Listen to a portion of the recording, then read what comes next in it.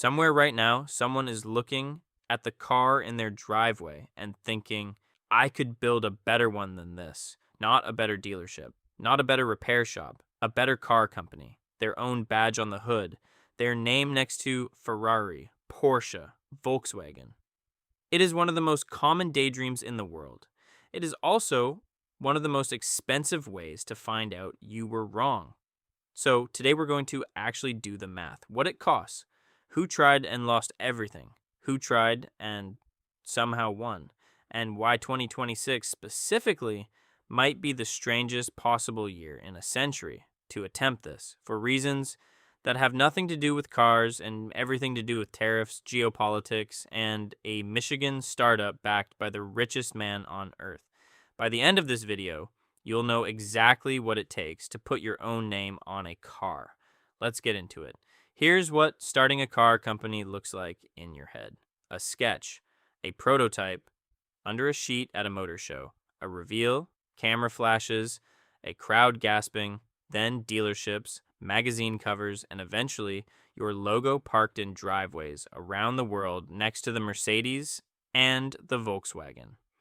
It's a seductive dream because cars are the one consumer product that fuses engineering, art, and identity into a single object people are willing to finance for 7 years.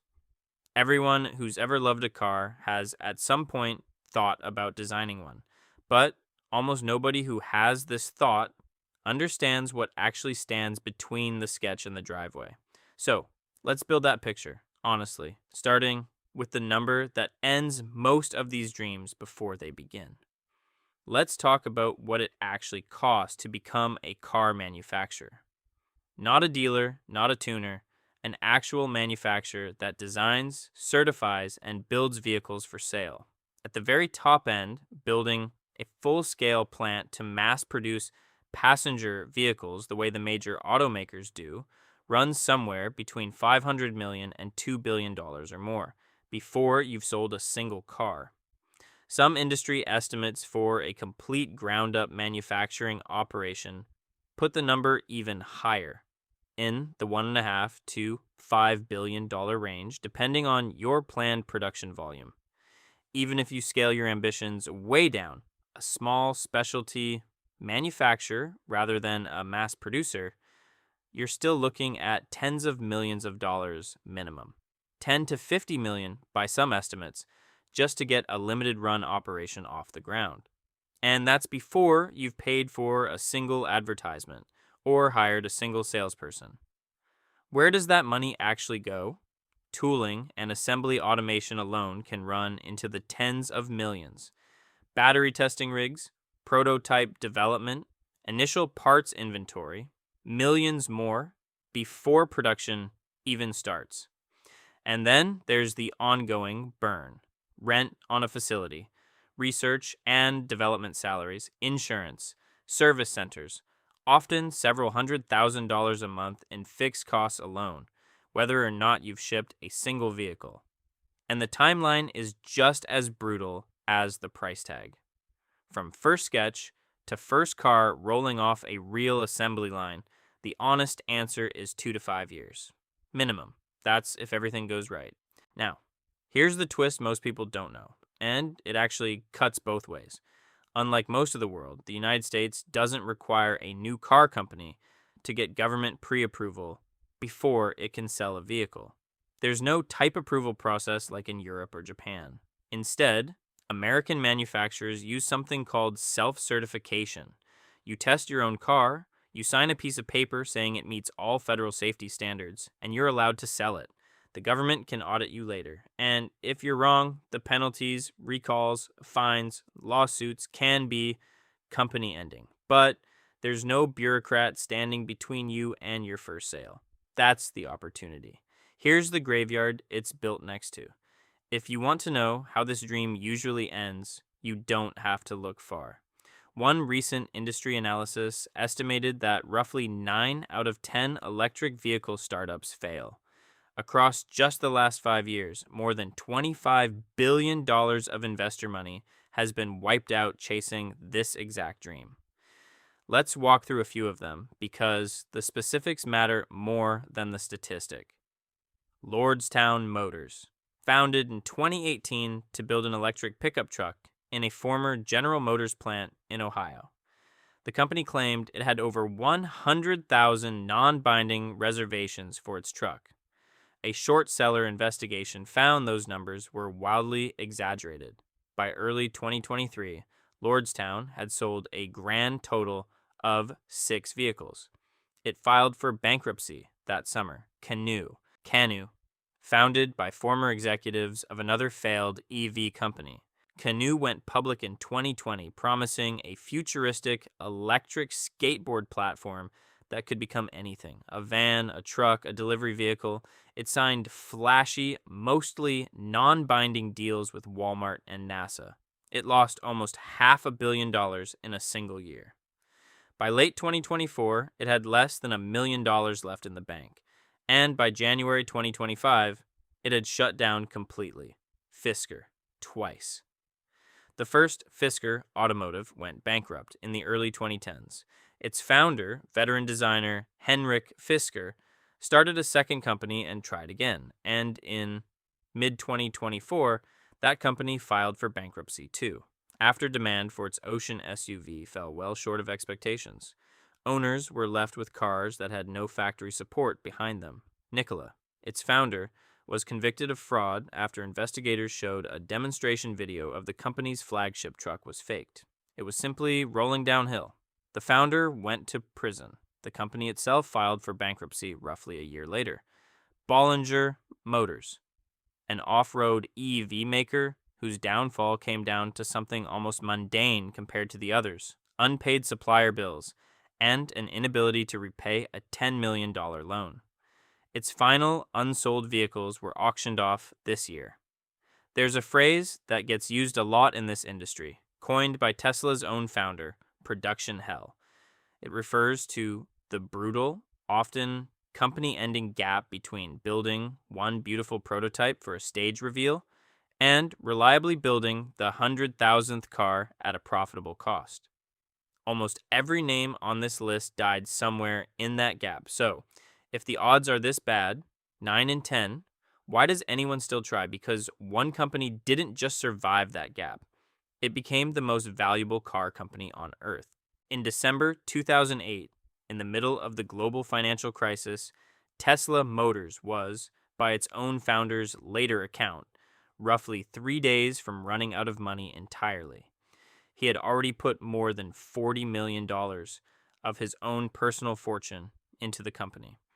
On Christmas Eve, hours before the company would have collapsed, a financing round finally closed.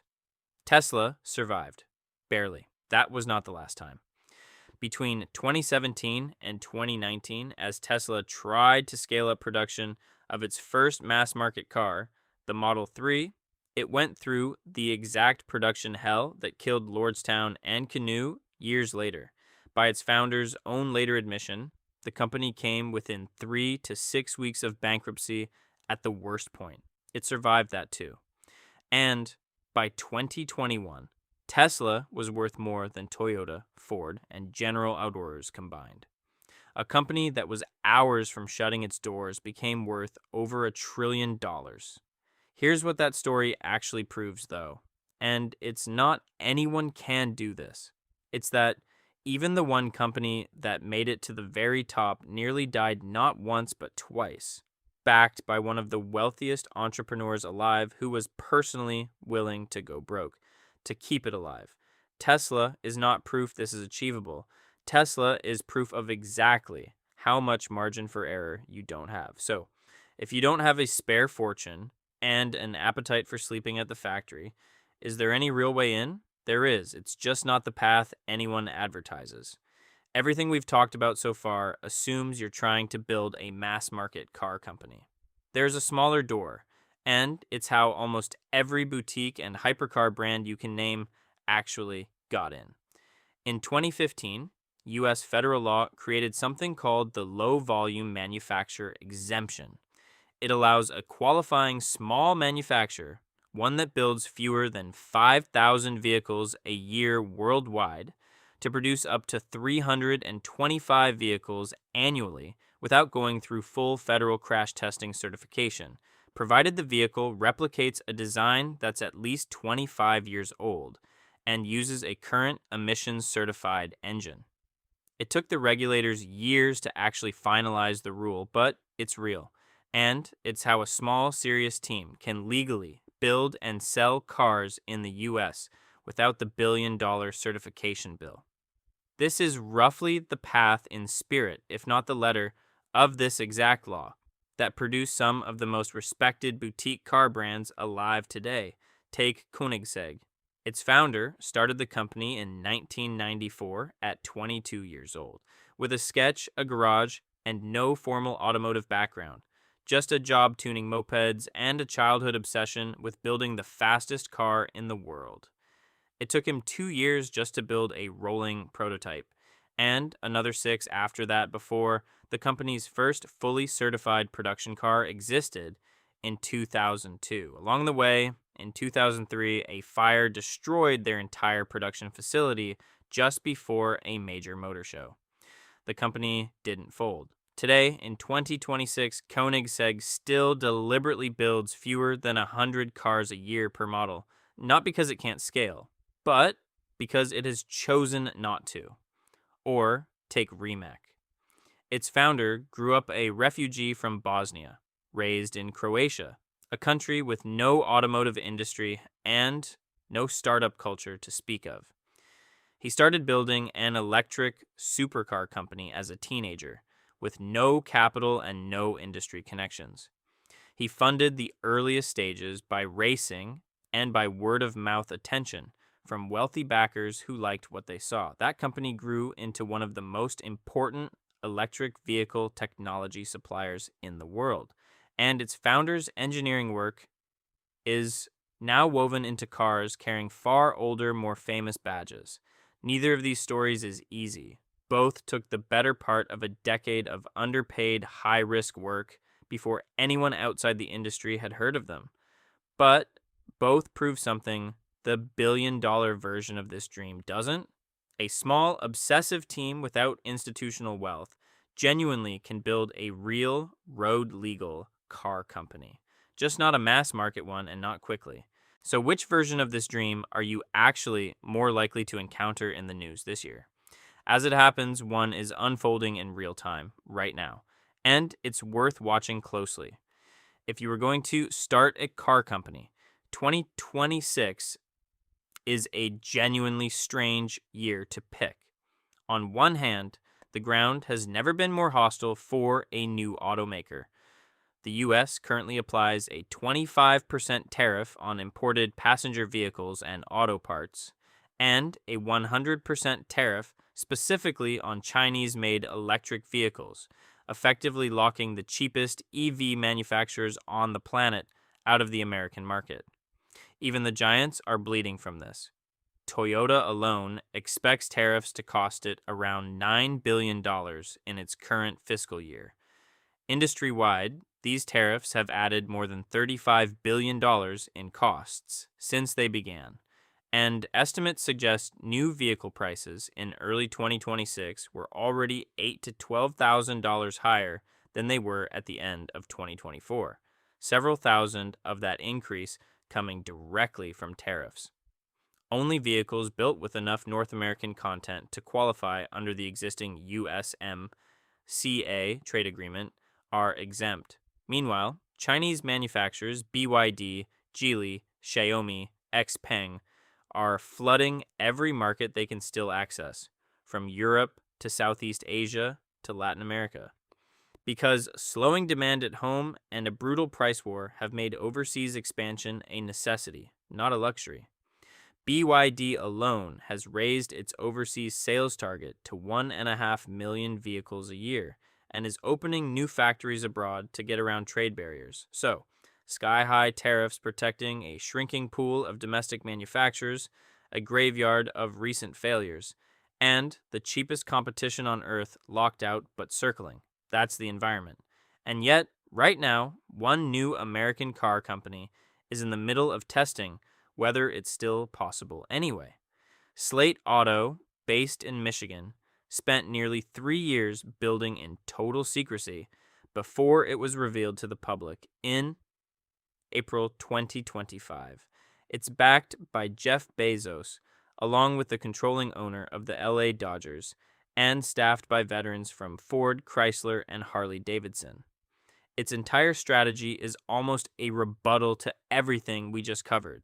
Instead of a flashy, feature-packed reveal car, Slate is building a deliberately stripped-down, no paint, no touchscreen electric pickup truck priced from around $25,000 that owners are meant to customize themselves after they buy it. In April of this year, Slate raised another $650 million, pushing its total funding past $1.3 billion. Its CEO says every truck the company builds is designed to be profitable from day one, with the goal of positive company-wide cash flow by 2027. Deliveries are expected to begin before the end of this year. Nobody knows yet how this ends. It could be the next Lordstown. It could be the next Tesla. But it is, right now, the single most current real-time test case of everything we've just talked about, which makes 2026 a genuinely fascinating, if brutal, year to be asking this question. So, should you actually do this? If the dream in your head is a mass-market car company, dealerships, a factory, your badge next to Toyotas, the honest answer is no, not the way you're picturing it. That version requires 9 figures minimum, more realistically 10, a 5 to 7 year runway before meaningful revenue, and a willingness to personally absorb the kind of financial risk that nearly broke even the one founder who pulled it off. It also now requires navigating a tariff environment that's squeezing companies with a century of scale behind them. Unless you're independently wealthy, backed by a billionaire or both, this path isn't a business plan. It's a lottery ticket with a very well-dressed pitch deck. But if the dream is actually smaller than that, a real, road-legal, low-volume car with your name on it, sold to a few hundred true believers a year, that door is still open, and it's more honest about what it demands. Years, not months. Deep, hands-on engineering obsession, not just capital. And a willingness to be genuinely small for a very long time before anyone outside your garage takes you seriously. That's not a no. It's a much more specific yes than the one most people are chasing. Every business we've broken down on this channel has a real price of entry once you clear away the fantasy of it. This one just happens to have the highest one, and also somehow still be worth attempting if you're honest with yourself about which version of the dream you're actually chasing. If you want to see the economics of the business that's actually accessible to most people who love cars, buying, selling, and running a dealership, and if you want to see what happens when I break down the next impossible sounding business idea, make sure you're subscribed. I'll see you in the next one.